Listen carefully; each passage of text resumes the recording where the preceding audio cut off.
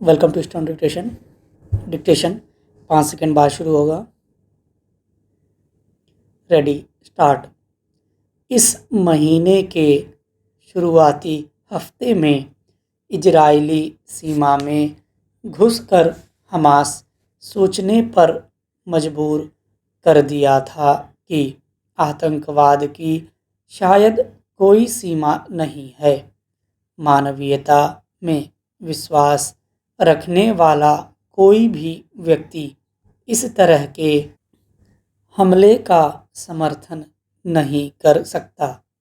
लेकिन उसके बाद इस समूचे इलाके में शुरू हुए युद्ध ने अब जो शक्ल अख्तियार कर ली है, उसने समूची दुनिया के सामने चिंता पैदा कर दी है कि आखिर यह कहाँ जाकर रुकेगा। हमास के हमले में बड़ी तादाद में इजरायली मारे गए थे।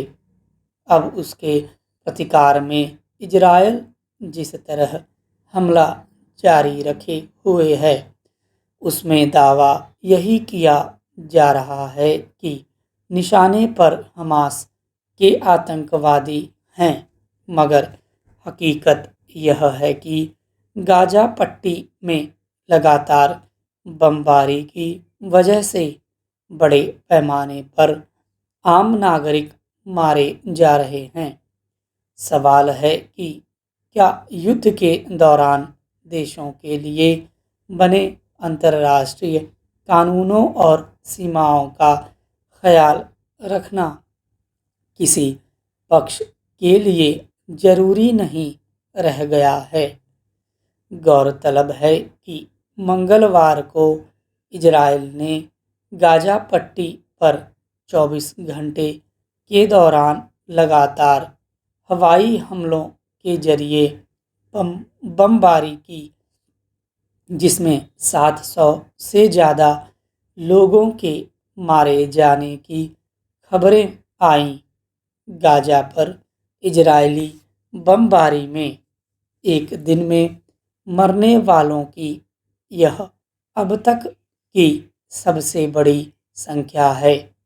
हालांकि इजराइल का कहना है कि उसने हमास के ठिकानों पर हमले किए हैं, लेकिन सवाल है कि इतनी बड़ी तादाद में आम लोगों को शिकार बनाने से किसका और किस तरह का मकसद पूरा हो रहा है।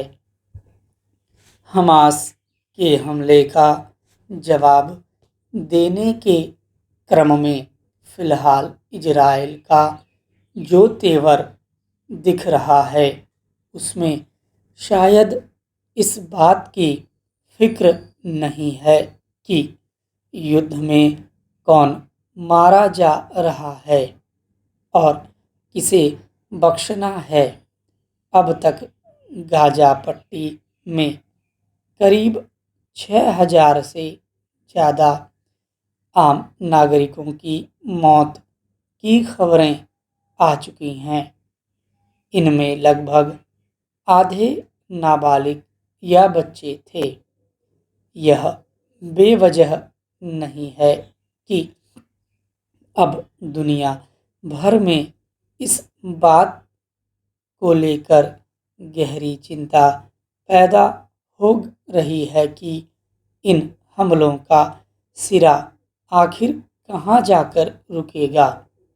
संयुक्त राष्ट्र के महासचिव एंटोनियो गुतेरस की यह व्यथा समझी जा सकती है कि गाजा में हो रहे अंतर्राष्ट्रीय मानवीय कानून का स्पष्ट उल्लंघन चिंताजनक है।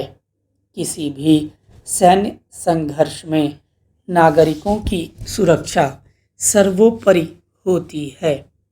भारत ने भी बुधवार को संयुक्त राष्ट्र की सुरक्षा परिषद में युद्ध की वजह से लगातार बिगड़ती स्थिति और संघर्ष में बड़े पैमाने पर आम नागरिकों की मौत को लेकर गहरी चिंता जताई।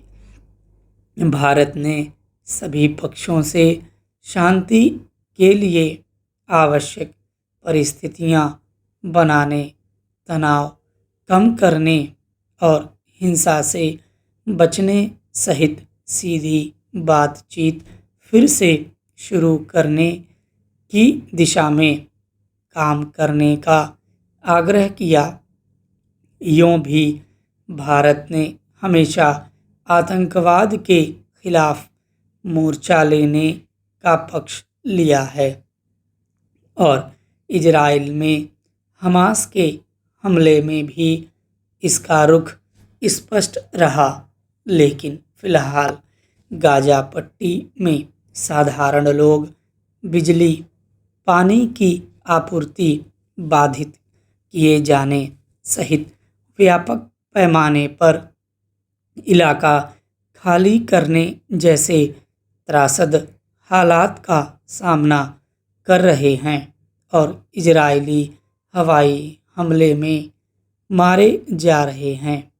उसके प्रति चिंता जाहिर करना भी भारत सहित मानवता के प्रति सरोकार रखने वाले किसी भी देश की जिम्मेदारी है।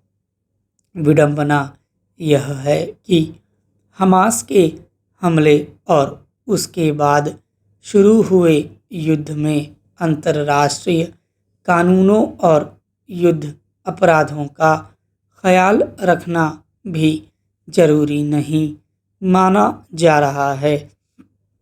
नतीजतन इसमें वैसे लोग मारे जा रहे हैं जो युद्ध और आतंकवाद के लिए जिम्मेदार नहीं हैं और इससे उनका कोई वास्ता नहीं रहा। विकास की बेलगाम दौड़ नाजुक हिमालयी पारिस्थितिकी तंत्र पर भारी पड़ने लगी है। हिमाचल प्रदेश और जम्मू कश्मीर से लेकर उत्तराखंड तक बाढ़, भूस्खलन और जमीन धंसने की लगातार घटनाएं किसी बड़े खतरे की ओर इशारा कर रही हैं और इंसानी गतिविधियों पर अंकुश लगाने की चेतावनी दे रही हैं। लेकिन अदम्य लालच में प्रकृति की पुकार को अनसुना किया जाता रहा है। नतीजतन पहाड़ खोखले हो गए हैं, शहर धंस रहे हैं। ताज़ा मामला हिमाचल प्रदेश के लाहौल स्पीति का है, जहां के एक गांव में जमीन धंसने के कारण 16 में से 9 घरों में दरारें आ गई हैं। ये दरारें ऐसी हैं कि कई घर रहने लायक नहीं रह गए हैं। लोगों में दहशत है और उनका डर वाजिब है। इसी साल बरसात के मौसम में बारिश, बाढ़ और भूधसाव के कारण पूरे हिमाचल प्रदेश में बहुत सारे घर तबाह हो गए, सड़कें और पुल बह गए। इन घटनाओं में काफ़ी लोगों की जान भी चली गई। इसी वर्ष की शुरुआत में उत्तराखंड के जोशीमठ शहर में धरती धंसने की घटनाओं से पूरा हिमालयी क्षेत्र सहम गया था, जहां सैकड़ों मकानों, सड़कों, होटलों आदि में दरारें आ गई थीं और लोग पलायन को मजबूर हो गए। सवाल यह है कि पहाड़ी क्षेत्रों में प्राकृतिक आपदाओं, विशेषकर जमीन धंसने की घटनाओं में वृद्धि क्यों हो रही है और सरकारी तंत्र इसकी अनदेखी क्यों कर रहा है। स्टॉप।